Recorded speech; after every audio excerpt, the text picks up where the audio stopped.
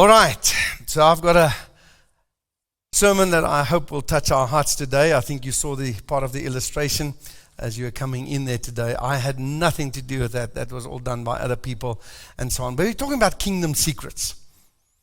And, if the king and the Lord of the church is Jesus, it's always good to hear what Jesus says. And not just what other people think and say about. But it's good to hear. So we're going to go a couple of sermons just on what is Jesus saying through some of the parables. But I think there's a video. So are we going to, I've forgotten the first service. You guys can play the video.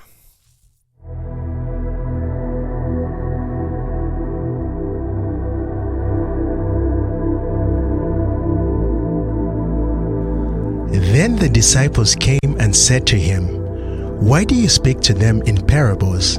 And he answered them, "To you it has been given to know the secrets of the kingdom of heaven, but to them it has not been given. For to the one who has, more will be given, and he will have an abundance. But from the one who has not, even what he has will be taken away." That's in the middle of the scripture that I want to read to you today, and I think it's not talking about money, okay? So that's not talking about money. In the context, we've got to read it. But let me give you some kingdom secrets today. Some of the stuff Jesus shared with us, and I want to ask you some questions. How many of you have ever heard these words, "You are hearing me, but you're not listening to me"? Now, normally the guys put their hands up here, so you can be honest. Yeah, some honest guys. Others normally go like this, they because the wife is sitting right next to me, you're scared of that backhand. But it's true that sometimes you in your life have heard, you're hearing, but you're not listening. Is that true? It's quite a common statement as well. You see, let me tell you something about listening and hearing, and you'll pick up the difference here today. Listening is sometimes the only thing that someone needed to help them. Let me say it slowly again. Sometimes the only thing a person needs to help them is for you and me to actually listen to them. I've worked out they sometimes know the answers long time ago, but they just needed somebody to listen. That's all they need. Most people, another one, and if you're writing down notes, you do have some paper here to write down as well. Most people do not listen with the intent to understand. They listen with the intent to reply. Eish. That's some of us that are quite sharp with the mouth. That's our problem, isn't it? We don't listen with the intent to understand. We listen with the intent to give an answer that will just keep you on top. Last one, then we're going to go on to this parable. Listening is not just hearing. Listening is being affected by what you hear. That's the difference. So you can hear me today, or you can listen to me today. And that's what Jesus says in this passage as well. In Matthew chapter 13, verse 1 to 23. And I'm not going to read the whole thing here. I'm going to pick up some passages here. Jesus is speaking to a large crowd, he's getting a bit tired, gets into the boat, starts teaching them. And then he speaks in parables. Now, sometimes his parables are as clear as mud. And the onlooker and the listener says, "Huh?" And that's exactly what happens in the middle of this parable. The disciples said, "Huh?" And I'll get to that in a moment. So he tells them a parable about a farmer that goes out to sow seeds. And this is what he said. As he was scattering some of the seed, in verse 4, some fell along the path, and the birds came and ate it up. Some fell on rocky places where it did not have much soil. It sprang up quickly because the soil was shallow. But then when the sun came up, the plants were scorched and they were withered because they had no root. Other seeds fell among the thorns, which grew up and choked the plants. Still, seeds fell on good soil, where it produced a crop 100, 60, or 30 times that was sown. Whoever has an ear, let him hear. Now, just to stop there for a second, how many of you would be happy if you were not just a farmer, but any investment to actually produce 100-fold? It's almost like as that's the ideal, that's the impossible almost in a sense. But then he goes on 60, 30 times. Now, I want to say right here, and you can never blame me for not being honest with you, is that most of us as believers hardly produce 30%. So that's why I think we all come here today and saying, Lord, let me listen to your word today. So the disciples came to him and says, why do you speak to people in parables? In other words, what do you mean? And I did it in a roundabout way by saying to Jesus, why do you speak to the people in parables like we understand, but they don't, and so on. So it's probably saying, just explain. We all don't understand what you are saying. And then Jesus says, because the knowledge of the secret of the kingdom of heaven has been given to you, but not to them. I don't want to go into that details today because that's quite a challenge on its own. And then he says this, though seeing, they did not see. Though hearing, they did not understand. And my dear friend, you got to examine your heart as you came in. And maybe as you walk out there, park a little bit in some of those places and say, what is it that God is saying to me? Am I seeing and am I understanding? Am I listening? Am I hearing and listening what he is saying to me? And then he goes on and he quotes the same one and he says, this is from the book of Isaiah. But then he goes on and he explains and he says, speaks about calloused hearts and so on as well. And he says they hardly hear with their ears. And they have closed their eyes. So now he's coming and he says, this whole parable, my friend, has got something to do about a heart. Eyes that don't see, but callous heart and eyes that are closed. Otherwise, they may see with their eyes and hear with their ears and understand with their hearts and turn. And then I would heal them. You see, I think there's a progression here. As you hear with your ears, you see with your eyes, but when your heart really understands, a turning takes place. That's when the word becomes effective. That's when hearing turns into listening, because listening is effective. Listening is when change happens. Listening is when I go into action. And then he goes, listen, let me tell you what this all means. The seed is being sown. And he says, when anyone hears the message about the kingdom, does not understand it, the evil one comes and snatches it away. And this is the seed that is sown along the path. And then in verse 20, and he says, the seed falling on rocky ground refers to someone who hears the word. And at once they receive it with joy. But since they have no root, they last only a short time. When trouble or persecution comes because of the word, they fall away quickly. The seed falling among the thorns refers to someone who hears the word, but worries of the life and the deceitfulness of wealth chokes the word, making it unfruitful. But the seed that falls on good soil refers to someone who hears the word, understands it, and this person produces a crop yielding 100-fold, 60, 30 times that was sown. Let me tell you, if you think a farmer desires to have results, I believe so much more does God. Because I don't think he makes anything without a purpose, without a plan, without desiring fruit, without desiring a crop. I don't think the intention, like I said last week, is to save you so that you and I can get on a gravy train to heaven and get all the blessings associated with, but not produce the fruit. I think the fruit is the aim. The fruit is the aim. So let me go over those 4 types of soil. I'm not going to read those verses again because he explains and I've read them. There's the soil, the hard soil. Then it's the little soil in rocky places. Then it's the soil, the seeds among the thorns. And then it's the good soil, which I hope that you and I are working towards or are more like this morning. Now let me start by asking you some questions. When you listen to this, I think the idea is here that it's the same sower with the same seed, just sowing it in 4 different places. So what is the question here? The question is this: is there anything wrong with the sower? I don't think so. Is there anything wrong with the seed, the quality of the seed? I don't think that's the idea here. The answer to both those questions is simple and straightforward. No. There is nothing wrong with the sower. There's nothing wrong with the seed. In fact, it seems like this passage is speaking not so much about the seed or the sower, but much about the receiver. The heart of the receiver. which is you and me, which is all of us. You see, as preachers, we are often challenged to change the way we sow our seeds, the Word of God, how we do stuff. And we've gone through those challenges. Yes, we have. And I'm not saying all of that is bad, but they redress you. The youngsters come to you and saying, you look old-fashioned. You've got to put a bit of gel in. You've got to wear a bit of tighter pants here.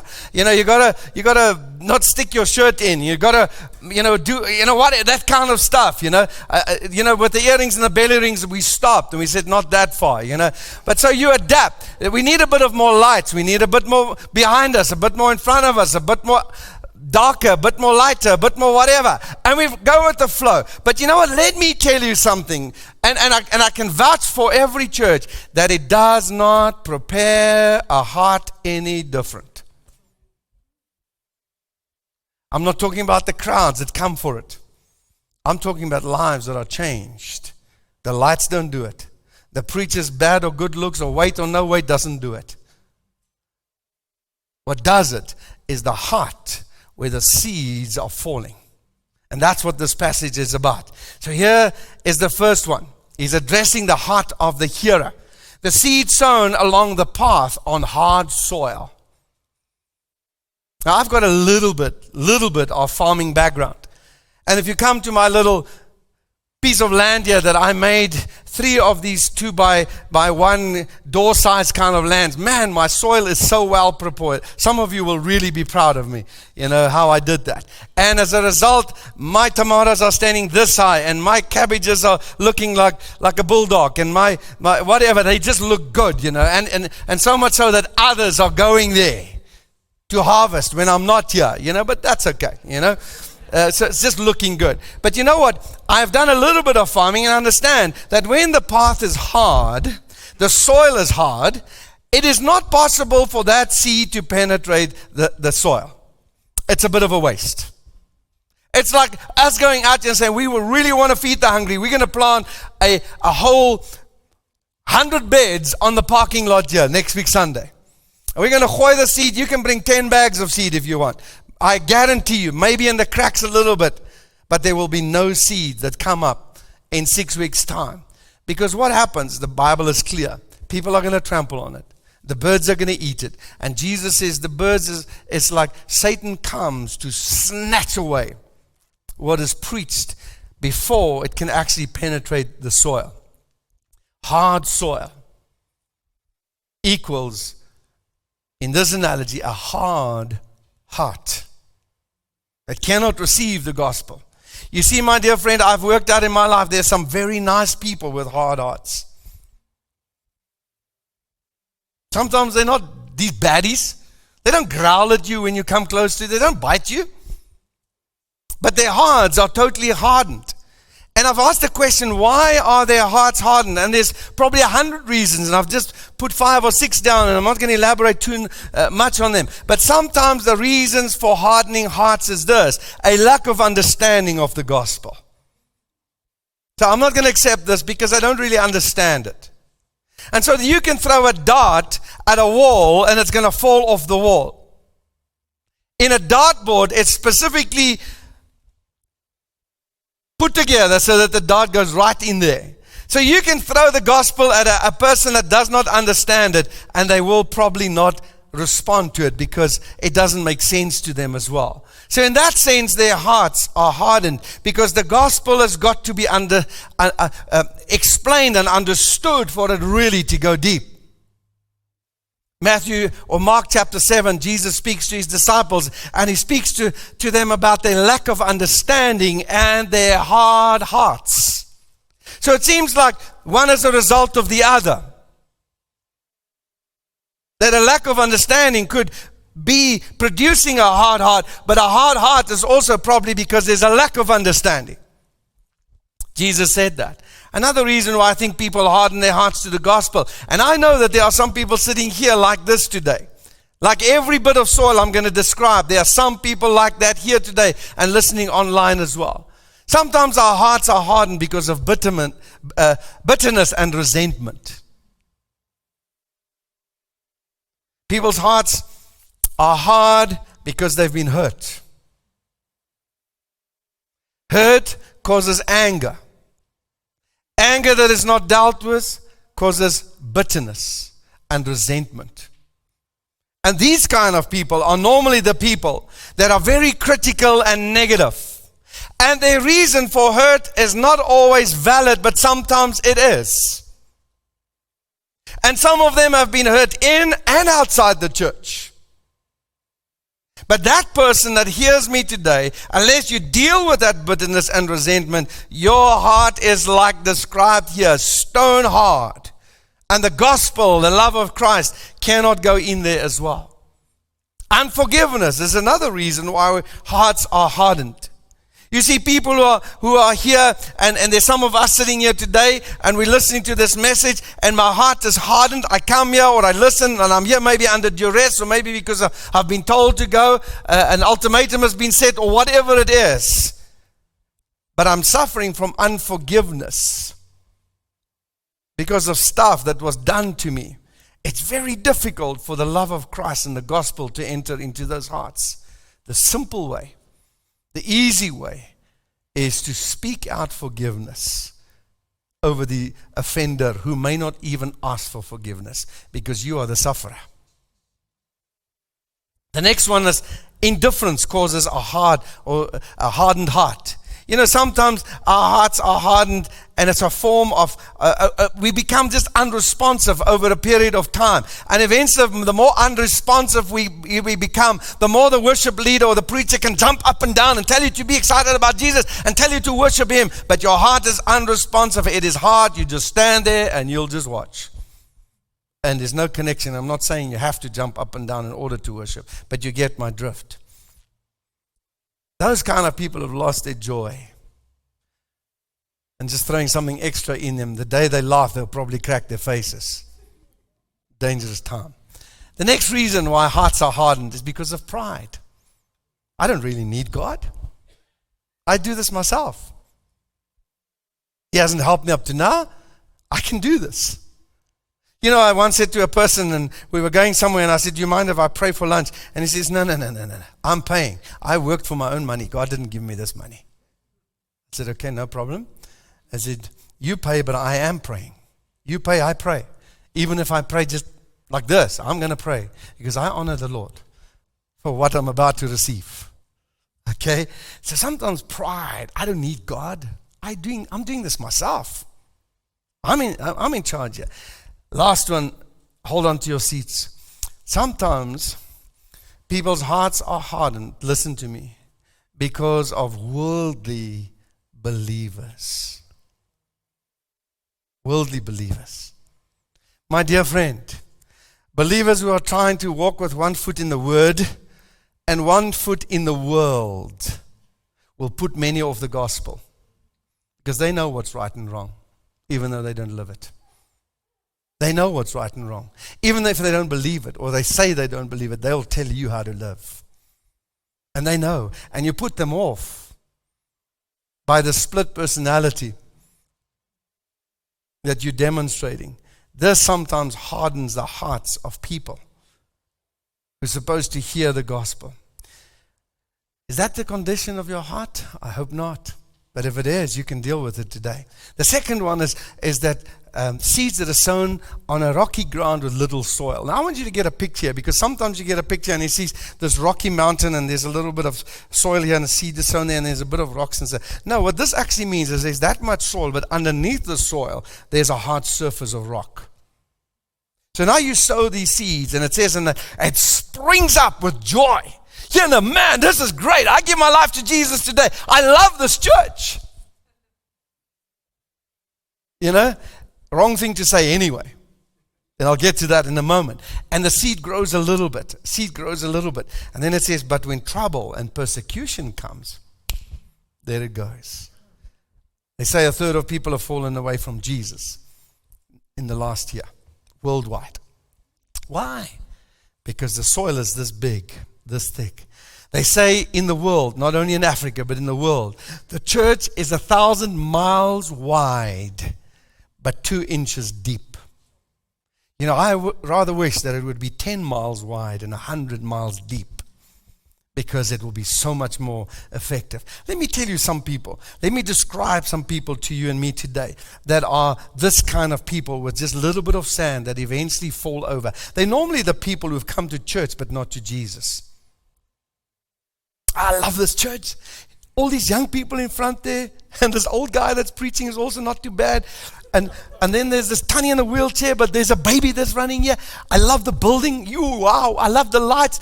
The parking lot's not too bad. The coffee is fantastic. No, I'm ready. And they make a commitment and they follow, and then hard times come and they go away because they've never met Jesus. They met the church. And the church is a little bit more full of failures. I was going to say than Jesus, but that would be heresy. Jesus has no failures.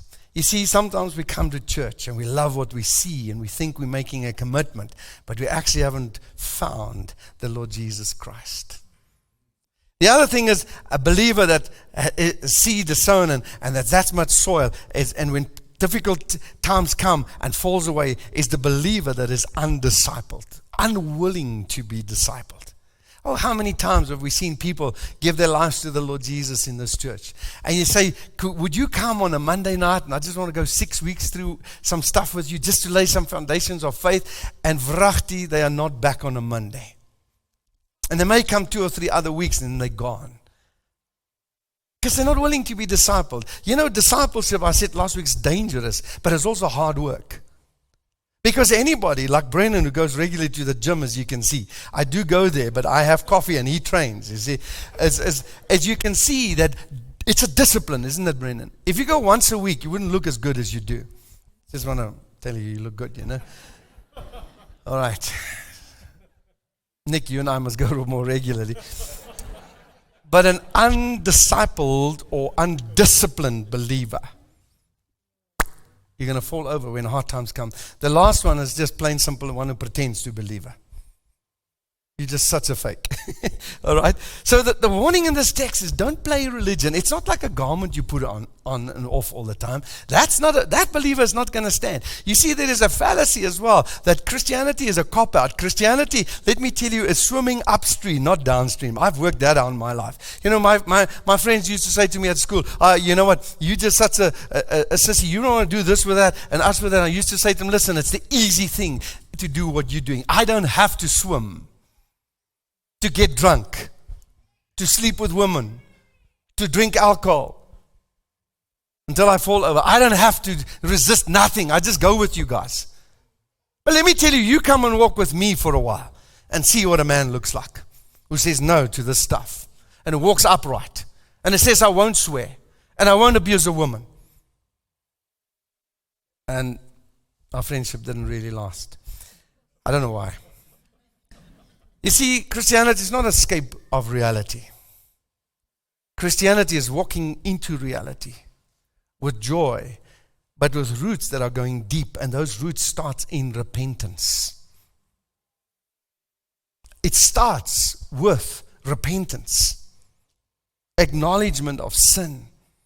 I pray every day that as we preach here, that the gospel of starting with repentance would cut so deep in our hearts that it would make a lasting impression the rest of my life, that I will be in the habit of repenting when I sin against God. People who have come to faith by truly repenting will demonstrate that their faith is not just a sham. Their faith is real because they understood their own sinfulness and the need of God's grace. A true believer, my dear friend, has a real affectionate heart towards Jesus, His church, and His work. That's a true believer in my eyes. An affectionate heart to Jesus, His church, and His work. So they're producing fruit out there as well. A true believer understands that faith is, first of all, not for the people, but it's a walk with God, which when lived out will be seen by the people. Let me tell you something, and if you're one who's been on a boat a little bit, if you can't float a boat on the Hartbeespoort Dam, don't go to the sea with it. Let me tell you, if God wants to take you anywhere in this walk, and if you want to demonstrate any fruit, you got to be able to go to the sea. where the waves are big and the storms can come up just like this. Ask me, ask my daughter Carissa. I'll tell you that story another time. So let me tell you, too many of us have seen our faith just go this way and that way, and hard times come and times that you cannot explain, and you're falling and you're saying, I don't know if I believe anymore, I can't believe anymore. Let me tell you, of almost 45, maybe even 50 years of serving Jesus, I've never stood with my finger in his face like this, but I've sometimes stood like this. God, are you real?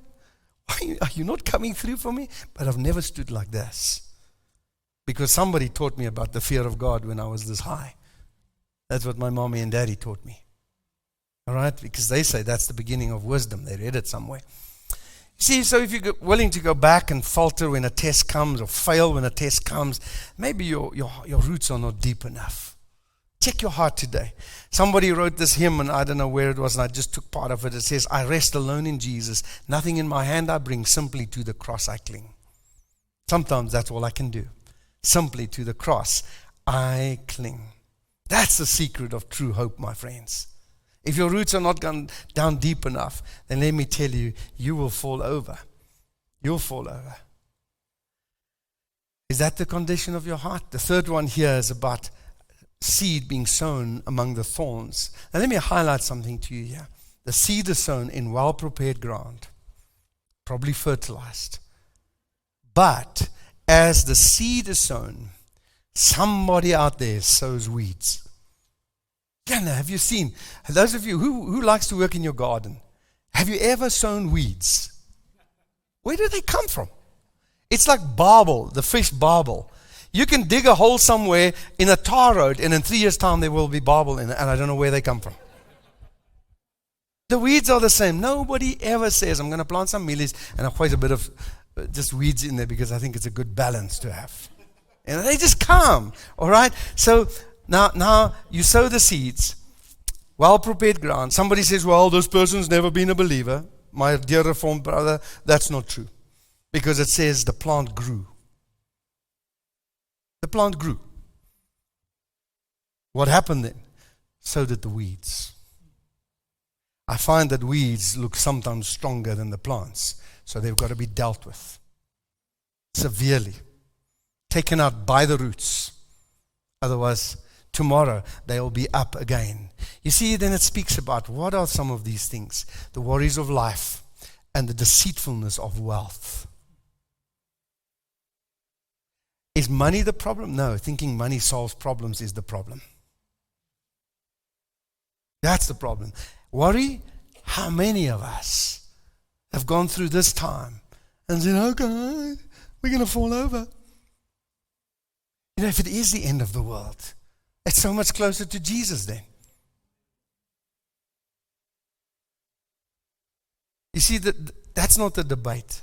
The debate is what is growing with the seed and who's allowing the weeds, the thorns to grow with it. That's the heart. If you're allowing that to happen, that's the condition of your heart.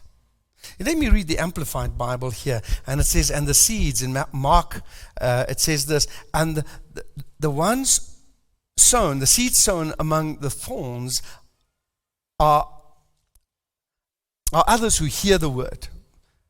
And then, listen to this, then the cares and the anxieties of the world and the distractions of this age and the pleasures and the delight and the false glamour and the deceitfulness of riches and the cravings and the passionate desires of other things creep in and choke and suffocate the word, and it becomes fruitless. Many of us are in this category here. Initially I see people, and I've dealt with so many people like this. Oh, they give their life to Jesus, great joy. And there's a period of fruitfulness. And then they start not applying the word. They're not feeding the word. They're feeding the weeds. They're watering the weeds. The weeds of fear. The weeds of this world is everything. The pleasures of this world is amazing. Money and riches and this and that is it. That's what I live for. When you start feeding those weeds, the seed go. Initially you feel like all bad about it. But let me tell you, the thorns has got a habit to just kill and destroy. Seems like, unless dealt with, they are stronger than the seeds from time to time. Let me say something to you which I really want you to take home with you today. Life reflects what you have planted.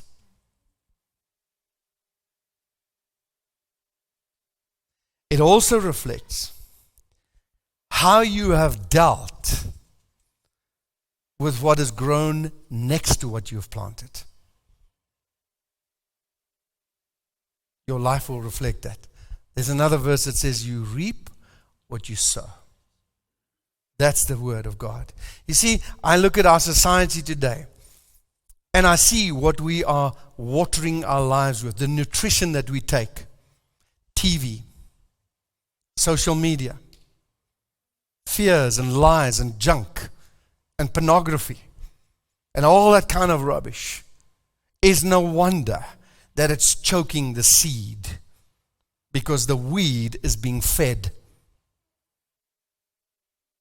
And you know what I've worked out? That's, I think, in my own life, the seed needs much more nutrition and water than the weed. The weed just pops up tomorrow, it's there.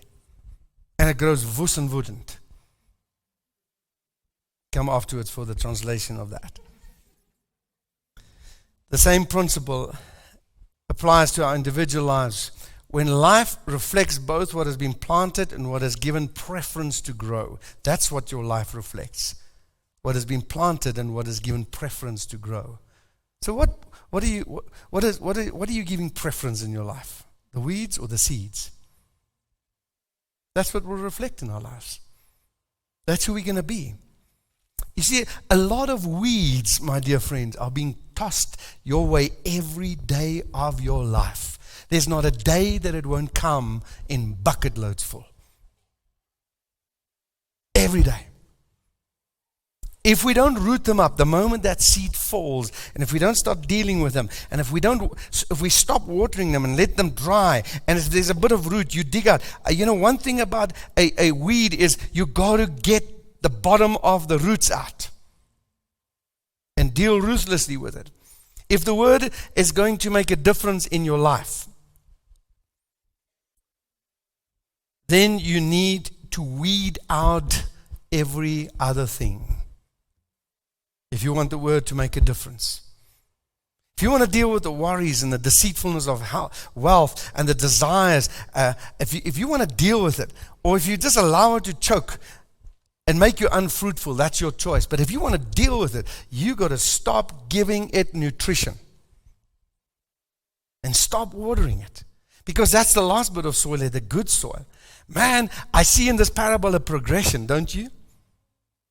And you just think like the first one doesn't want to take it. The next one is a little bit on rocky, and then the other one is seed, and it's almost like, and now there's one that says, man, this is the kind of life that I want you to live, is a life of producing fruit.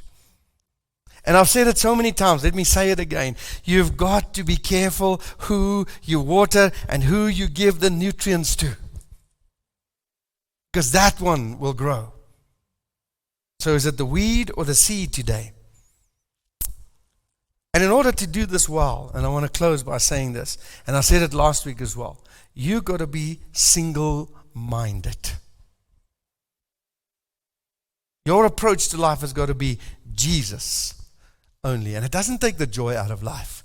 It doesn't take the joy out of life. In fact, it brings real joy. We camp. We enjoy outdoor living. We have a lot of fun. We love meeting with our kids and family. I don't know if my kids feel the same about us, but we do. And so on. We love our grandchildren. We have lots of fun. We fix our house. We do all the stuff that normal people do. But that's not it. That's temporary stuff. It's the stuff that I want to the stuff that I want to water and give nutrients to in my life. Is the seed of the Word of God. I want that to have an effect, because that's eternal, you see. That I'm going to take with me, not the other stuff. So I'm not against the goodies that you and I have. I'm against the fact that you think that brings real joy. It doesn't. It doesn't. And in fact, every now and then I've got to stop, because I like stuff like, Peter Simon, where's he? He's sitting outside here. I saw him this morning. He was one of the ushers. Every time I go to Peter Simon's house, I look at his tools and I think, I really need that one. And I walk away, and it takes me a week to get over that, because I know I'm never going to use it because that's his job. So he buys those tools because it's his job. I need it because I've got space in my garage, you see. So I want to buy it, and I've got to say to myself, oh man, you don't need it. You know, and God sometimes gives us our wants, and I'm amazed at that, and I'm happy with that. But that's not the focus, you see. That's not the focus. So I want to ask you, my dear friend, can you consider, just for a little bit, for a few seconds, do you have to uproot some stuff today? Some weeds that you're allowed to grow? Some lies, some concerns, some fears? Some of the deceitfulness of earthly possessions? I find it always interesting. The young rich man comes to Jesus and he says, what must I do to be saved? Jesus says to him, obey all the commandments. He says, I've done it all my life. He says, okay, go and sell your stuff. Gone's the guy. Gone. I often think, Lord, if you tell me to do that, please go to Nick first. You know, I want to see if he does it. Sell all your stuff, give it to the poor. Just visit Nick and Septi, and then go to Jock, and then go to Peter, and then go to Brendan. And one day, if you do get to me, then I'm okay with that. You know, so my friends, what kind of heart? What's the condition of your heart? You determine that. You got to fix that. You got to feed the seed. I can't. I just give you little bits every now and then. You got to do that.